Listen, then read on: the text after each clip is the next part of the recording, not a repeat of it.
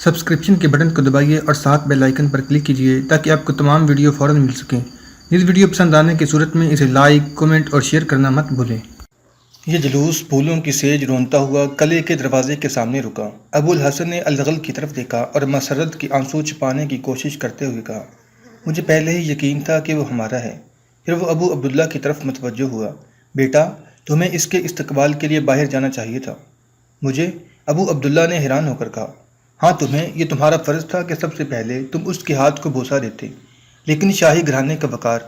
ابو حسن نے کہا، شاہی گھرانے کا وقار ہمیشہ ایسے مجاہدوں کی تلوار کا شرمندہ احسان ہوا کرتا ہے۔ الزغل نے کہا، آپ دربار میں جائیں، اسے وہاں لانے کے لیے میں خود جاتا ہوں۔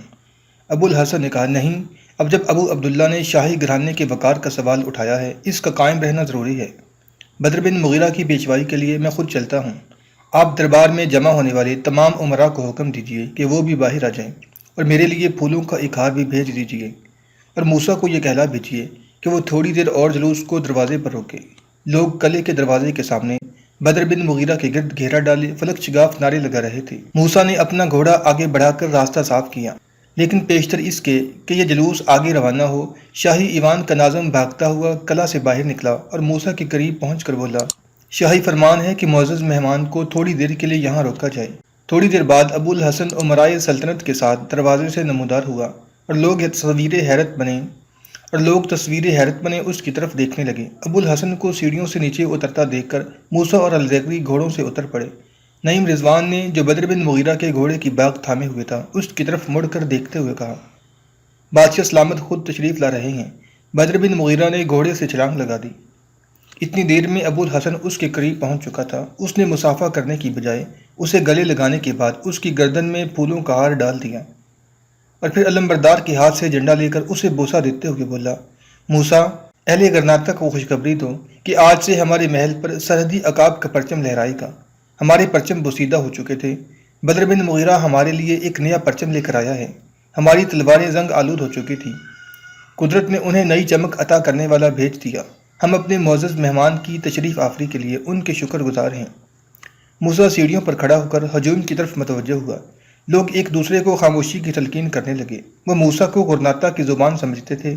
جب اس نے ہاتھ بلند کیے تو لوگ دم بخود ہو کر اس کی طرف دیکھنے لگے۔ موسیٰ نے تقریر شروع کی، غرناطہ کے لوگوں، آج تمہارے درمیان وہ اول العزم مجاہد کھڑا ہے جس نے اندلس کی تاریخ میں اپنا نام نوک شمشیر سے لکھا ہے، جس نے مٹھی بھر مجاہدین کے ساتھ کئی بار فردیننڈ کی ٹیڈی دل افواج کو شکست دی ہے۔ بدر بن مغیرہ، تمہارا سرحدی عقاب تمہارے لیے ایک پیغام لے کر آیا ہے، اور وہ پیغام یہ ہے کہ وہ جماعت جو اپنی عزت اور آزادی کے لیے خون میں نہانے اور آگ میں کودنے کے لیے تیار ہو، اسے دنیا کی کوئی طاقت مغلوب نہیں کر سکتی۔ کرتبہ، اشبیلیہ اور تلیتا میں ہماری عظمت کے جھنڈے اس لیے سرنگوں ہو گئے کہ ہم خود وہ راستہ اختیار کر چکے تھے جو قوموں کو اوج کمال سے کسر ذلت کی طرف لے جاتا ہے۔ ہمارے اسلاف نے ان شہروں میں اپنے خون سے جو نقش و نگار بنائے تھے، انہیں ہم نے اپنے آنسوؤں سے دھو ڈالا۔ مسلمانوں، اگر تم نے اہل کرتبہ کے انجام سے عبرت حاصل نہ کی تو یاد رکھو، مستقبل کے مورخ صرف ماضی کے کھنڈروں میں تمہاری داستان کے بکھرے ہوئے اوراق تلاش کیا کریں گے۔ کرتبہ اور اشبیلیہ کی عظیم الشان سلطنتیں کسی دشمن کی قوت نے تمہارے ہاتھ سے نہیں چھینی، انہیں ہم نے خود کھویا ہے۔ ہماری ترقی اور فلاح کا راز اس شاہراہ عظیم پر چلنے میں تھا جو ہمیں محمد مصطفیٰ صلی اللہ علیہ وسلم نے دکھائی تھی۔ اس شاہراہ پر چلتے ہوئے ہم عرب کے ریگزاروں سے نکل کر ہسپانیہ کے مرغزاروں تک آ پہنچے۔ اسی شاہراہ پر چلتے ہوئے ہم نے کیسر اور کسریٰ کے تاج پاؤں تلے روند ڈالے۔ یہ شاہراہ ہمیں افریقہ کے تپتے ہوئے صحراؤں اور کوہ البرز کی برفانی چوٹیوں تک لے گئی۔ ہمارا تنزل اس وقت شروع ہوا جب ہم یہ شاہراہ چھوڑ چکے تھے۔ اسلام نے ہمارے لیے قدرت کے انعامات کا دروازہ کھولا تھا، لیکن ہم نے اپنے ہاتھوں سے رحمت کا یہ دروازہ بند کر دیا۔ اسلام نے ہمیں جہاد فی سبیل اللہ کا حکم دیا تھا، لیکن ہم خانہ جنگیوں میں مبتلا ہو گئے۔ اسلام نے ہمیں ایک ہونے کی تعلیم دی تھی، لیکن ہم جماعتوں اور فرقوں میں بٹ گئے۔ اسلام نے نسلیت کے بت توڑ کر اسلامی اخوت کی بنیاد ڈالی تھی اور عربی اور عجمی کو ایک صف میں کھڑا کیا تھا، لیکن ہم نے اس بت کو دوبارہ اپنی آستینوں میں جگہ دی۔ ہم نے خدا کی رسی چھوڑ دی اور نسلیت اور وطنیت کے بتوں کے سامنے سر جھکا دیا۔ دنیا کے ہر گوشے میں ایک نسل اور وطن کے مسلمانوں کی تلواریں دوسری نسل اور وطن کے مسلمانوں کی تلواروں کے ساتھ ٹکرائیں۔ عربی نے اجمی اور اجمی نے عربی کا گلا کاٹا۔ ترکی اور ایرانی ایک دوسرے کے مقابلہ میں صف آرا ہوئے اور اسلام کی چٹان ریت کا انبار بن کر رہ گئی۔ تاریخ شاہد ہے کہ ہماری اجتماعی قوت ایک ایسا سیلاب تھا جو مزاحمت کی ہر دیوار کو بہا کر لے جاتا تھا، لیکن جب ہم میں نسلیت کا فتنہ بیدار ہوا، ہمیں دنیا کی حقیر ترین اقوام کے ہاتھوں بدترین شکستیں دیکھنی پڑیں۔ اس کے باوجود ہم نے ان واقعات سے عبرت حاصل نہ کی۔ غرناطہ کے مسلمانوں، میں تم سے پوچھتا ہوں، کیا صدیوں کی حکومت کے بعد قرطبہ، اشبیلیہ اور اندلس کے دوسرے شہروں کا ہمارے ہاتھ سے چھن جانا اس لیے نہ تھا کہ ہم میں نسلیت کا فتنہ بیدار ہو چکا تھا؟ مقام عبرت ہے کہ جب عیسائیوں کی افواج ان شہروں کا محاصرہ کر رہی تھی، اندلس کے مسلمانوں میں عربی، ہسپانوی اور بربری ایک دوسرے کا گلا کاٹنے کی کوشش کر رہے تھے۔ اندلس کے شہر ایک ایک کر کے ہمارے قبضہ سے نکل گئے، مسلمان اس قوم کے غلام بنا دیے گئے جس پر انہوں نے صدیوں حکومت کی تھی۔ آج صرف غرناطہ کی چھوٹی سی سلطنت ہمارے قبضہ میں رہ گئی ہے۔ یہ ہمارا آخری حصار ہے اور دشمن اس پر بھی قبضہ کرنے کی فکر میں ہے، لیکن ہمیں ابھی تک ہوش نہیں آیا۔ ہم میں ابھی تک نسلیت کا فتنہ موجود ہے۔ ہم اب بھی ہسپانوی، عربی اور بربری کا فرق مٹانے کے لیے تیار نہیں۔ اندلس کے وہ مسلمان جو عیسائیوں کی غلامی میں بدترین اذیتیں برداشت کر رہے ہیں، اس امید پر زندہ ہیں کہ غرناطہ کے مسلمان ان کی مدد کے لیے پہنچیں گے۔ تم ان کا آخری سہارا ہو، لیکن اگر خدا نخواستہ تم اپنی حفاظت بھی نہ کر سکے تو اندلس کے مسلمانوں کی تاریخ آنے والی نسلوں کے لیے ایک عبرتناک داستان بن کر رہ جائے گی، اور سیاح ان اجڑی ہوئی عمارات کو دیکھ کر یہ کہیں گے کہ انہیں تعمیر کرنے والے واقعی مسلمان تھے۔ فریڈینڈ نے ہم سے خراج مانگا ہے اور ہم نے اسے یہ جواب دیا ہے کہ ہمارے دارالزرد میں صرف تلواریں بنتی ہیں، اور یہ جواب اس یقین کے ساتھ ہم نے دیا ہے کہ ہماری تلواریں ہماری آزادی کی حفاظت کر سکتی ہیں۔ موسیٰ کی تقریر کے بعد لوگ شور مچانے لگے کہ ہم سردی عقاب سے کچھ سننا چاہتے ہیں۔ ابو الحسن نے بدر بن مغیرہ کی طرف دیکھتے ہوئے کہا، آپ ضرور کچھ کہیں، میرے محل کے سامنے کبھی اتنے آدمی اکٹھے نہیں ہوئے۔ بدر بن مغیرہ تذبذب کی حالت میں ادھر ادھر دیکھ رہا تھا کہ موسیٰ نے بازو سے پکڑ کر اسے سیڑھیوں پر کھڑا کر دیا۔ بدر بن مغیرہ کے لیے اتنے آدمیوں کے سامنے تقریر کرنا ایک بہت بڑی آزمائش تھی۔ چند لمحات کے لیے وہ تذبذب کی حالت میں لوگوں کی طرف دیکھتا رہا۔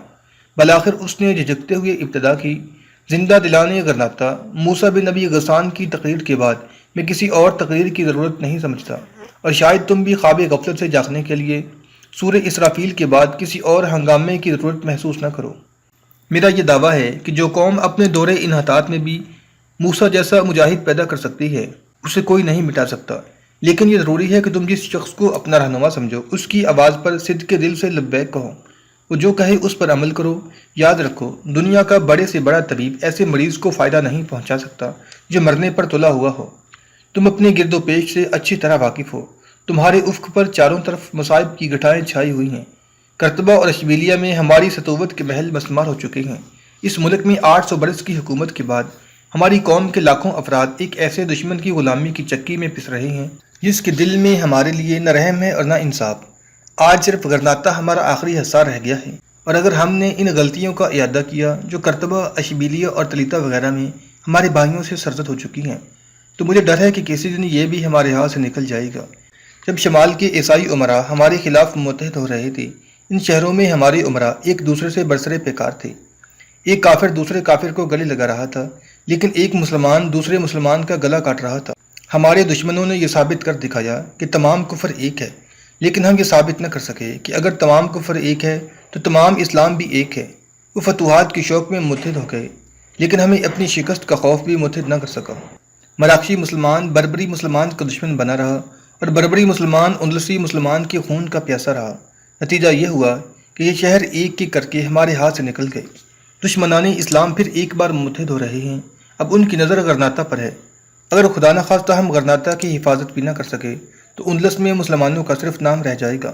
یہ سب باتیں ابو موسیٰ تم سے کہہ چکا ہے، میں صرف ایک بات تم سے کہنا چاہتا ہوں کہ اب الفانسو کی بجائے فریڈینڈ ہمارے ساتھ تلوار کی زبان سے ہم کلام ہونا چاہتا ہے، اور ہمیں یہ ثابت کرنا ہے کہ مسلمان آج بھی تلوار کی زبان بولنا جانتا ہے۔ اہل غرناطہ، قوموں کی زندگی میں ایک ایسا وقت بھی آتا ہے جب قلم کی بجائے تلوار کی زبان زیادہ صحیح ہوتی ہے، اور تمہارے لیے وہ وقت آ چکا ہے۔